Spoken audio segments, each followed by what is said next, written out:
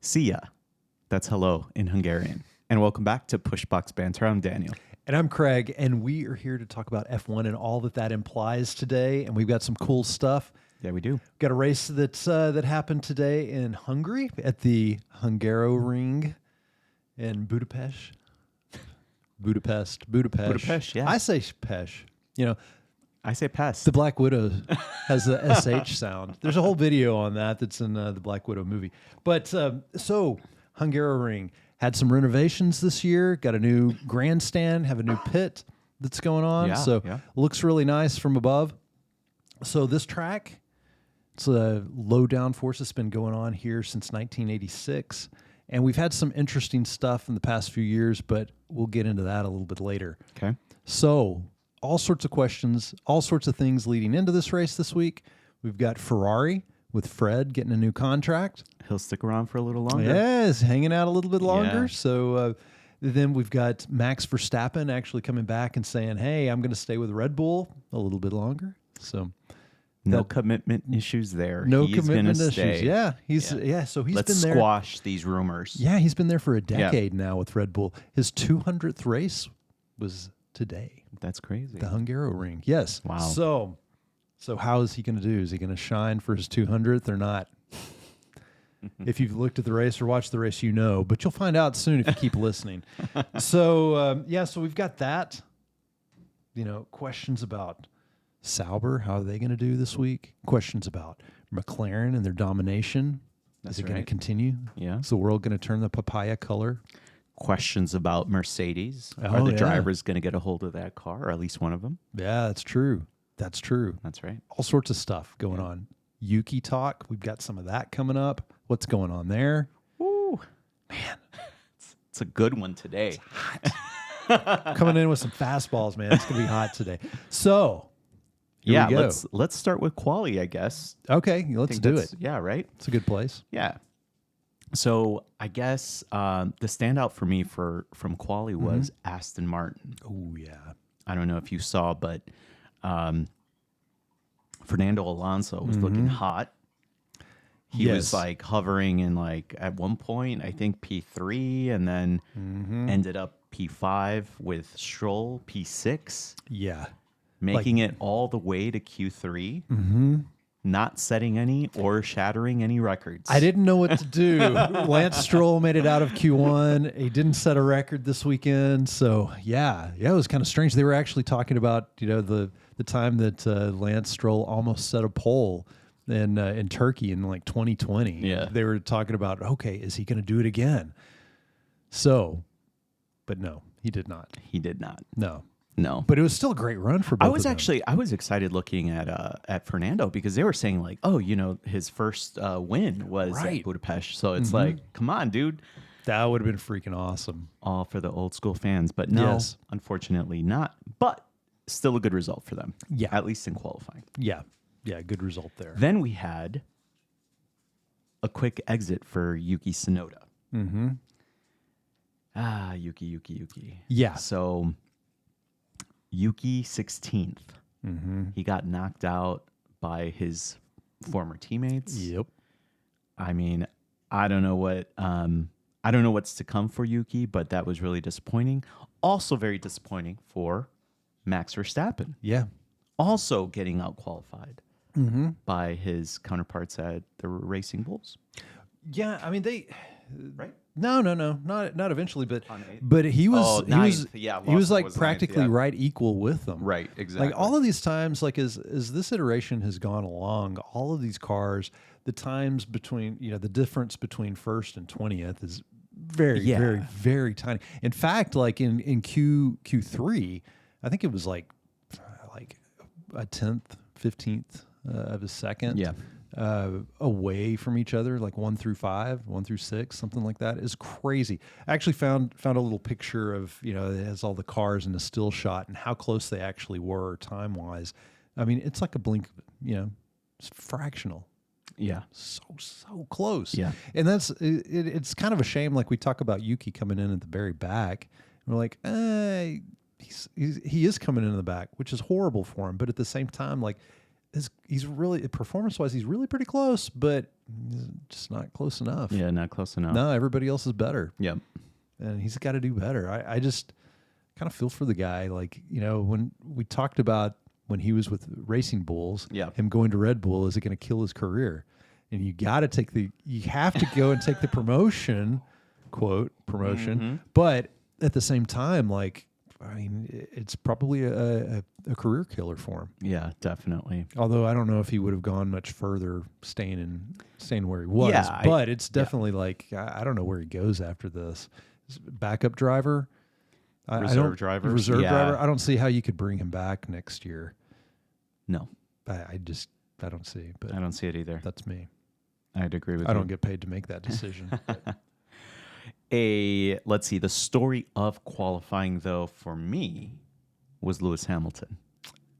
That's one of them, yeah. Well, what's your others? Well, my others would be the individuals that come in first, second, and third. Oh, sure. But but Lewis Hamilton brings in the most drama because he's in Ferrari. They had the upgrades a couple weeks ago. They had glimpses of greatness last week. Yeah. With he drove really well. He moved up in the midfield. He did a really good job last week during the race. Leclerc, gets on the podium last week. Doing well. So what's in anticipation for them? You got Fred, getting that contract extension. Hamilton's going to want to do well again. They brought some upgrades. They're like, okay, we're trying to dial them in. And, So to some extent, they're kind of working. Right. Somewhat. So tell us about Hamilton. Yeah. So, gosh. So we get Leclerc, right? Mm-hmm. Leclerc ends up P1. Right. And then you have Hamilton P12. Mm-hmm. After the show, after qualifying, you have Hamilton saying, I'm useless.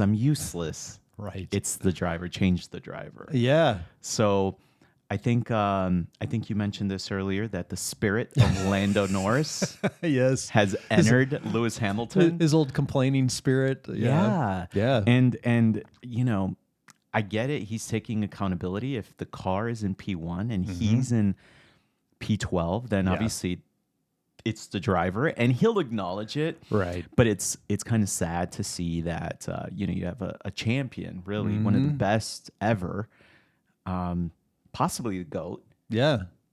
I mean, I'm sure people would argue that, but like for him to be struggling in that car. And there's obviously a huge delta between him and Leclerc. Mm-hmm. He's acknowledged it, and it's kind of sad to see. Yeah, it is. Yeah, it is sad to see him like that. Like, everybody loves to pull for Hamilton. Yeah.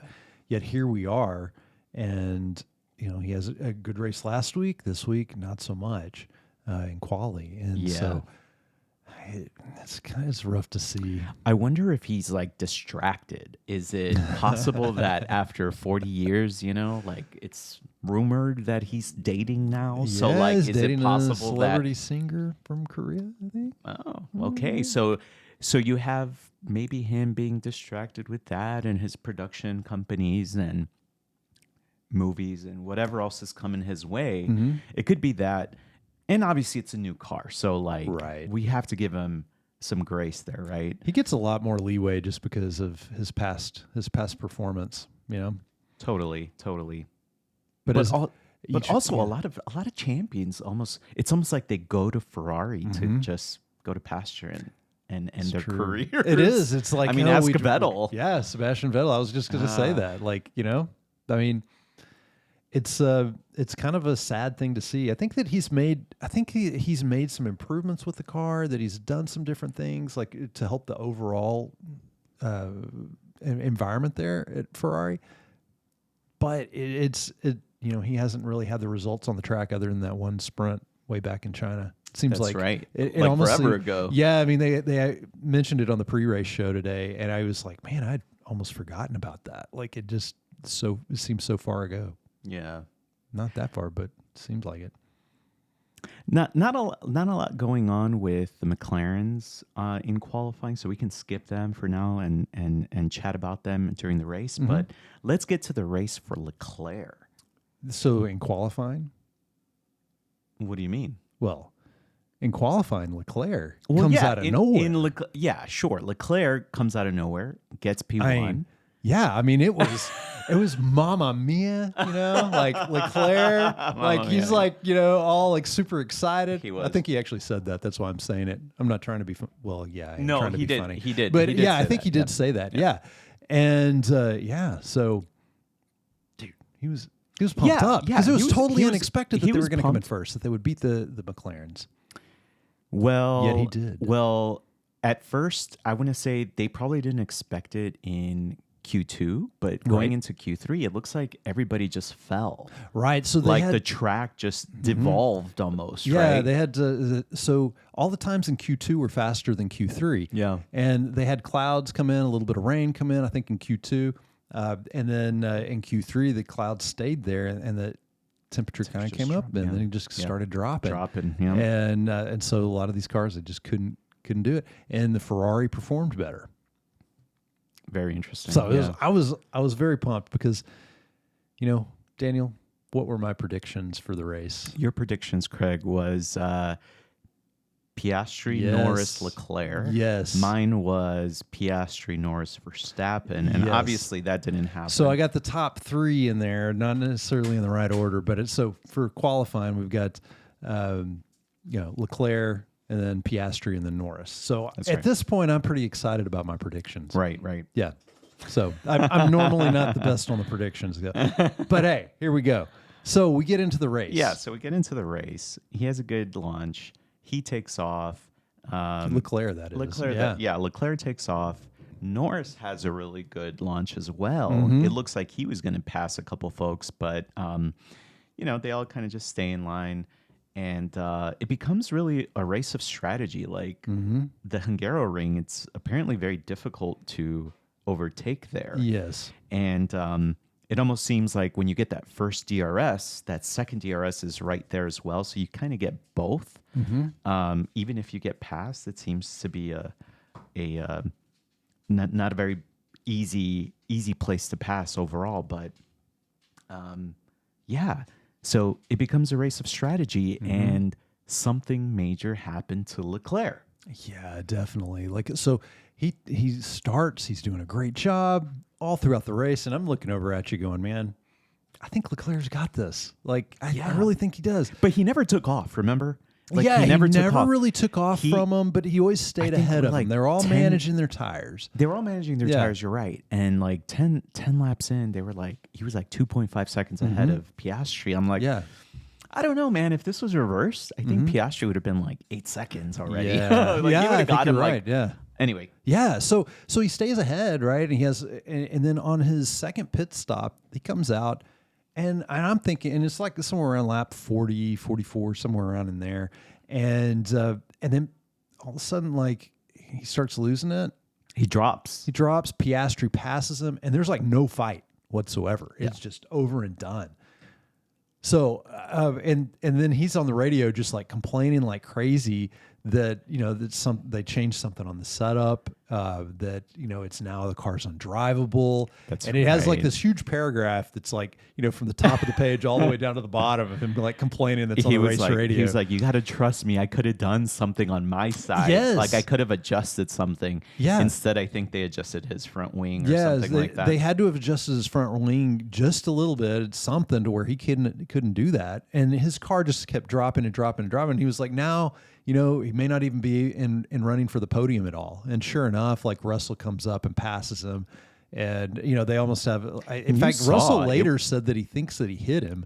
A little bit. Because there was some late braking and movement under braking by Leclerc. But which he does get a penalty for. Yeah, that's right. Yeah, he did. So, but it didn't, it is because they were so far out in front, it didn't really matter. Yeah. But yeah, he would have been on the podium, man. He would have. So freaking Ferrari's race engineers ruined my predictions today. I would have at least had him on the podium. That's like the old days where just their pit wall just screws everything up. I know. They're back to back to the norm, doing what Ferrari does best. So yeah, poor Leclerc. Plan A, Plan B, Plan C, Plan B. Yeah. They didn't have the best of the days. No, Hamilton they didn't. stayed at the back. I think he finished somewhere around 13th. But I think it could have gone either way, really. I mean, the one stop, the two stop, they were both equal almost, right? Like Just about. just yeah. about. I mean, it got them all to the last the last lap, and then it's like, okay, here we have the McLarens just fighting it out against themselves Again.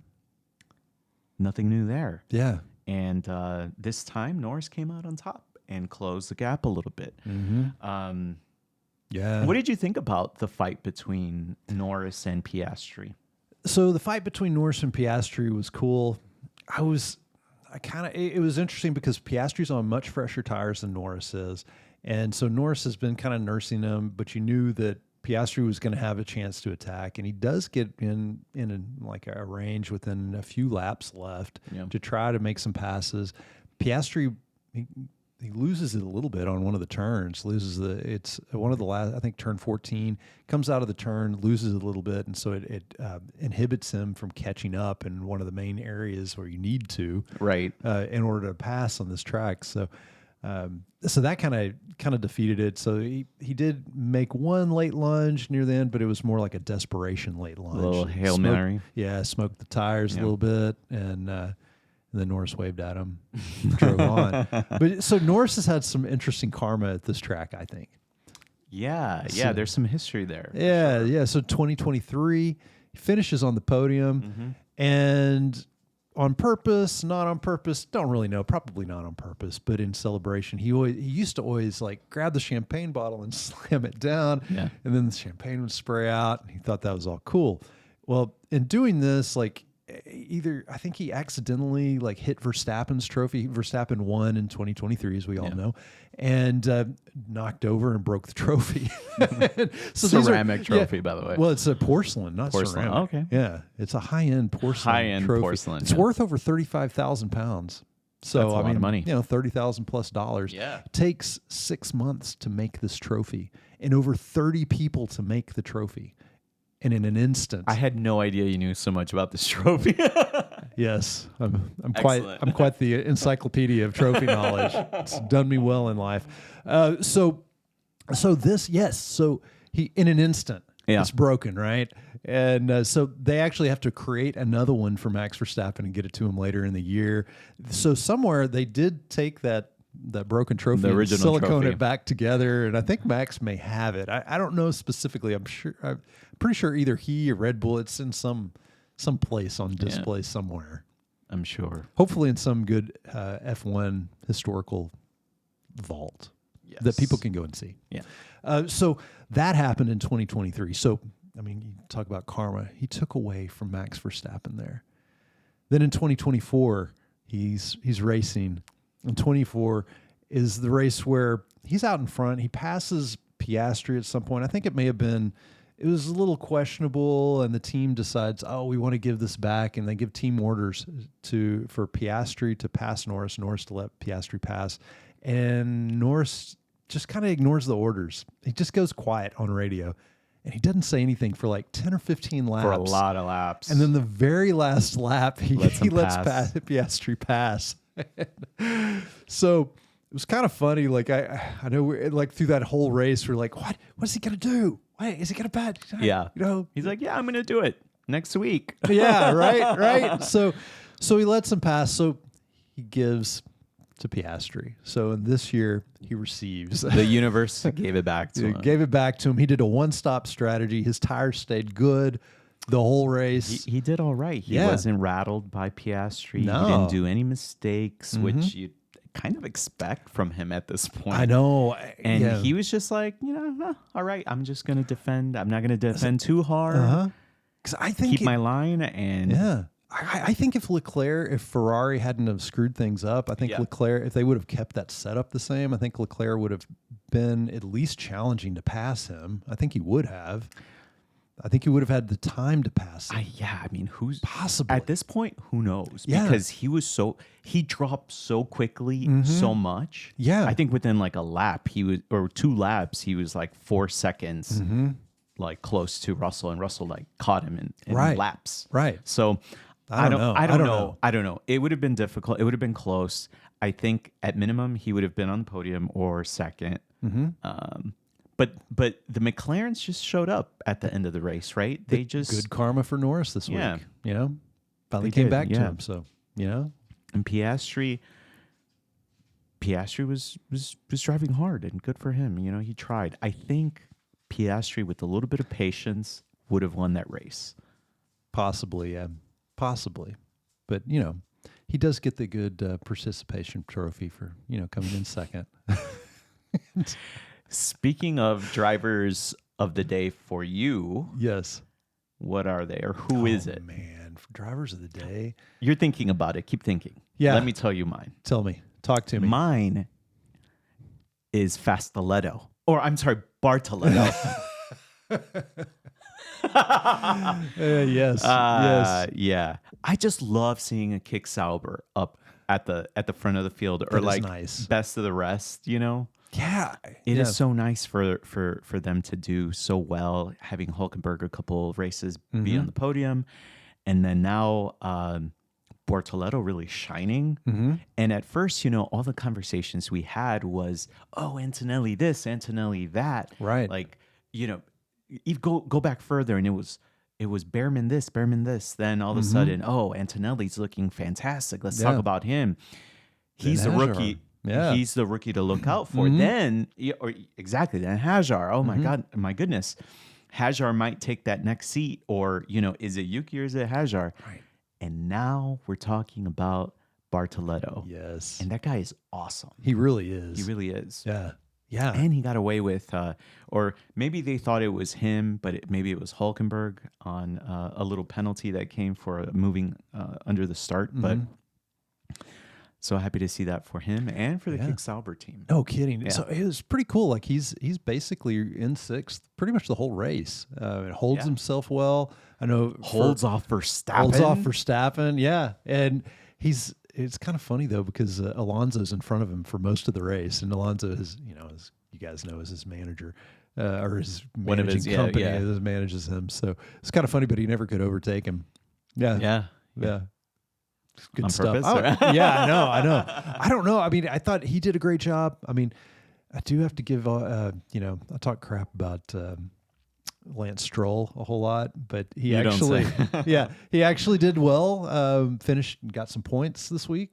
So, I mean, he had a great weekend. Yeah. But as far as like driver of the day goes, I mean, he kind of moved backwards. But yeah, I mean, Bortoletto, definitely. George Russell had a great day moving up. Norris, you know, equally, you could say he was driver of the day. Verstappen looked really good, but he had some not penalties, but he had some questionable calls for his team on pit stop timing and so forth that would put him in traffic. He had a lot of passes, a lot of cool overtakes, but he also had one with Hamilton where he's going to have to go in front of the stewards and have a talk. Yeah. So that might be a penalty against his driver's card. At this point, I think they already went. I'm not sure if anything came I'm from sure that. they did, yeah. But I think for Verstappen, he drove well, and it seemed in the beginning he was just picking off drivers. Yeah. But something happened, and he just kind of fell away. Before the race, and I think during quali, he was saying that there's something fundamentally wrong with the car, which I think everybody's known for the better part of like 2 years. But yeah, really kind of a shame for him to be eighth. Is that where did he end? He finished eighth, eighth. right? Eighth. Started eighth, finished eighth. Yeah, and he did finish behind Lawson. Did he? Yeah. No, he finished ninth. So yeah, Lawson finished eighth. Yeah, exactly. Oh my God. It's wild. The world might be coming to an end, everybody. Well, I don't know. I mean, look, you have Adrian Newey at Aston Martin, and look at where Aston Martin ended up, right? Yeah. 5th and 7th ahead of the Red Bulls. Right. Gosh. And the Racing Bulls ahead of day. the Red Bull. I think Mekis is doing something there. Yeah. He's undermining the whole team now. No, man, they're going to have to pull something out of the bag. Hopefully they're going to improve because, I mean, like Yuki's nowhere on the radar. I mean, other than the talk. I wonder if they've already written him off. I mean, because it doesn't seem like they're doing anything to help him. In fact, right now, all of the attention is at the other side of the garage with Verstappen, right? They got to fix the car there. Otherwise, Verstappen's going to be out the door, or at least not going to stay after 2026 because we know he's there. Yeah.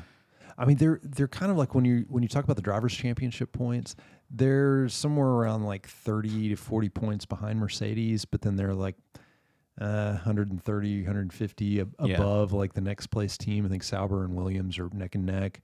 I don't remember which one's in front right this second, but so I don't think that they're in danger of dropping a position in the drivers' championship, but you never know, man. I thought Sauber was a one-hit wonder a month or so ago. Right. And now they're like, it's Bortoleto, it's Hulkenberg, one or the other, they're scoring points. Yep. You're seeing something very interesting this year.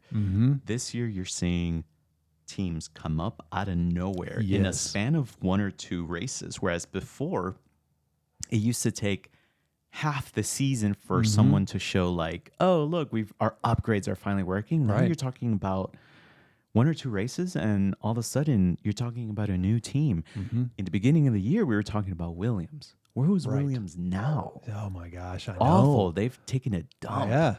Yeah. Right? And then Kick Sauber. Nobody's talking about Kick Sauber. And all of a sudden, they're in points. Yeah. Doing great. In a span. And then Aston Martin, 2 weeks ago, dead last. Now, where are they now? Right. Again, is it the track? Is it, there's obviously a lot of variables, but we're seeing some improvements in the bottom teams, which I think is really exciting to see. Yeah, I think so too. And it's so close. The margins are so close that it's like any little change is quite significant. Yeah, I think it makes for great racing. So that's our co-host, by the way. Yes, she agrees with us. That's what she's saying. She's like, yeah, she's basically saying that she agrees with everything I'm saying. Yeah. For those of you that don't know, Tokyo loves Daniel, possibly more than life itself. Yeah. Anyway, yes. So that's kind of what we've got. I mean, I think so. I mean, other drivers we can talk about here was Calapinto, again looking not great. Yeah, no, I think he's hanging around just because of his financial backing. I think so, and I don't see if he. I don't see if he comes back. I don't see a future for him. Really sad to see because last year had some signs of brilliance. Obviously, a little reckless, but also brand new to the F1. This year, given an opportunity, and I think he's kind of wasting it. But then again, the Alpine team wasn't looking good this week anyway. That's true. Gasly and Calapinto were both pretty low. Calapinto did out-qualify Gasly. He did. First time. He did. First time this year. But something's wrong with their setups. Yeah, for the sure. Cars. Yeah, it's not going anywhere. Yeah, no more rumor mill stuff with Christian Horner going there either right now. So I still would love to see that. But yeah, there wasn't a whole lot with Horner this week. We did see that the McLaren boss Zach Brown was basically saying, "Hey, it's F1 in general is just better without him." I disagree. Like if you're saying that there's less drama coming in because of a team principal, it means like there's not a whole lot going on now, which is like not what we the fans I think want to see. I want to see a little bit of that combative spirit, Oh yeah. I think that's more of a Zach Brown, just kind of his way of putting, just kind of turning the screw a little bit on Horner. Agreed. One more time, It's like, since he's the only one with a microphone now. Right. Everybody's coming to him. So yeah. So we've got next week, summer break is here. Summer break's here now. 14 days. Well, a little bit more. 3 weeks to the next race, but the teams are off for 14 days. So no emails, nothing. They can't do anything. No work for 14 days. So they're all off. What are we going to do? I don't know, man. I don't know what any of us are going to do without for F1 for the next couple of weeks. I know. For 3 weeks, really. So we do come back to Zandvoort. We do. So some of these teams and some of the people, they may be just hanging out at the beach. And so it's a short commute for when they start back. Hang out at Zandvoort. Yeah. Right on the beach, Netherlands. The Sea of Orange. Yeah. Well, it's Dutchland, not really, you mean? Yeah, it's not Dutchland. I'm just kidding. It's not really Anyway. a sea of orange either. Army of orange. Yeah. All right. Well, I guess we can hold our predictions for a little later for Zandvoort. And since there's going to be a lot of time between then. I mean, guys, we all know prediction-wise, we're going to pick Norris or Piastri 1-2. And then probably Verstappen because it is his home race after all. There's a good chance either them or might go back to Ferrari. I don't know. I don't know. But those are the teams that are in the mix. Yeah. Maybe Russell. Probably not. Yeah. I don't know. I don't know either. Poor George. He always gets left out with the rest of the kids. Yeah, it's he's always there, but nobody talks about him. I know. Nobody really cares. It's always like we talk about George if Max Verstappen's involved. Yeah. Pretty much is what happens. Otherwise, it's like, oh yeah, he's Sorry, like man. third. Yeah, which is really kind of sad because he's a great driver. But or is he? Yeah, maybe. I'd rather talk about Antonelli. I know.